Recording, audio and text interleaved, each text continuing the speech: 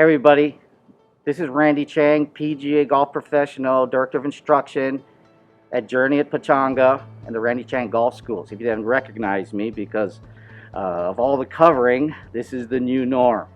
So today we'd like to show you what an individual lesson is going to look like, which again starts off with a face covering. And as you can see with all of my coaches, what I recommend is to get as much covering as possible. We use the sleeves, which I know it's getting into our hot season, but these are actually coolant sleeves. I have used my rain gloves. Now this may be going a little overboard, but right now as we're getting back into golf, the main purpose is to make us look like we're really being safe out there and to have all the things to make our students feel comfortable. As far as a face covering, using a bandana handkerchief, number one, it doesn't fog up. You get a little bit more air coming through, so it's a lot more comfortable as far as using face covering is concerned. You know, the main things again to understand is the safety of it.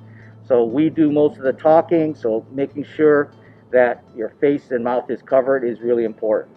But also again, to get the ventilation is definitely going to help. So prior to the student arriving at your lesson, we have had communication through email on a list of things that they have to bring. Prior to this, how we used to run our individual lessons, we had a big table that had snacks, we had water, we had sunscreen, and the student would come in and sign in before the lesson. Now those things are going to be changed. There's nothing that we're going to have that we're going to be sharing. So all of this is going to be gone. So now this is my stuff. So we separate now with two tables. One where the student comes in to check in, which is just hand sanitizer on that table. This will be my table that has all the things that I need. Nothing will be shared. I started off using some of these gloves, these rubber gloves, but again, because of the heat, it got very hot and very sweaty. So I've kind of gone through my rain gloves here that can also be washed. So at this stage of the game, this is how we're going to be doing it. That has, again, nothing that can be shared. Clubs, warm-up equipment. Now with some of you that do have some warm-up equipment that your students don't have, I know warm-up is very important. You need to make sure that you get that sanitized after the lesson if you really need to have them use it. At this point, we're just not having anybody share anything. So normally, my students used to arrive a half an hour before their lessons to warm up, to maybe do a little practicing before the lesson. Unfortunately, that can't happen anymore. We tell the students that you can't arrive more than 5 minutes before their lesson. They've been communicated again of what they need to do with face masks and so on. So as the student starts walking in, the greetings are going to be changed. Obviously, there's no touching. Put some markers down where you want them to set their clubs. They go about and hand sanitize. We do a specific greeting, which is our high five iron. Now, hold it on there. So this gives us an opportunity. This right here is 6 feet or maybe a little bit more. So better safe than sorry. So this gives us a good idea about how far that we need to stay apart from each other. So once we've done our greeting and we're getting into the lesson, there are different tools that we're going to have to use. We will reiterate the safety guidelines, which is the most important, which is the social distancing of at least 6 feet.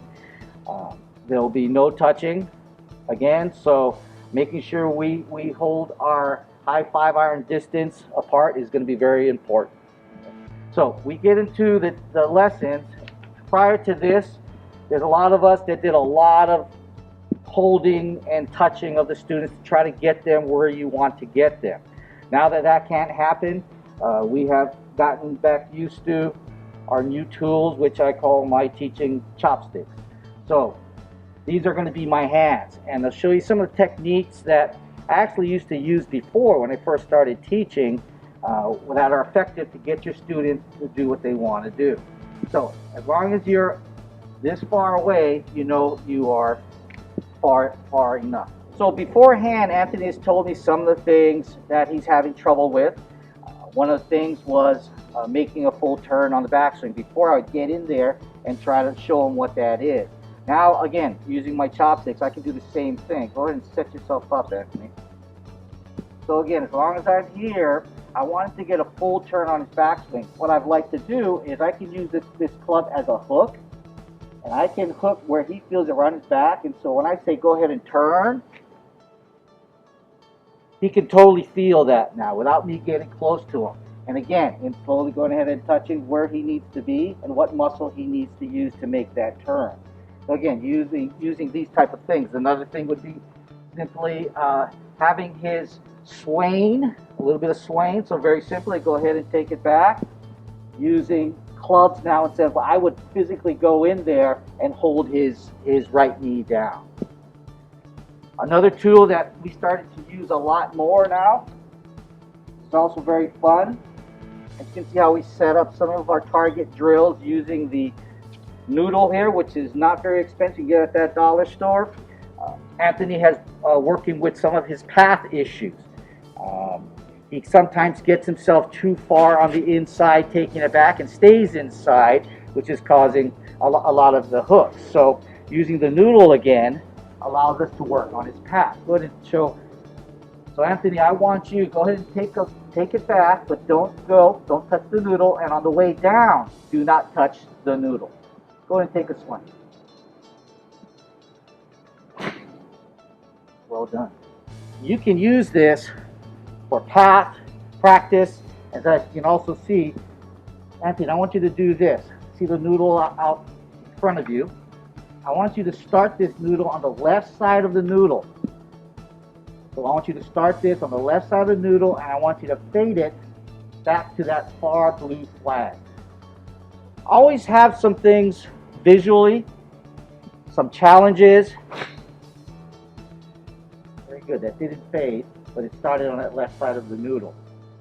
So utilize noodles. You can utilize cones, utilize your golf clubs. And you're going to have to practice this because it's a little different. Your instincts wants to jump in there and start grabbing. All right, so get some practice in doing so. The other thing is, you notice how Anthony kind of raked his own ball to his spot. When he starts doing a driver, you yourself will also go ahead and just tee it up for him. So there's nothing being touched at all that has to share between you and your student. The last thing will be the video portion of it. So you'll be doing a lot more visual aspects. Go ahead and take a swing.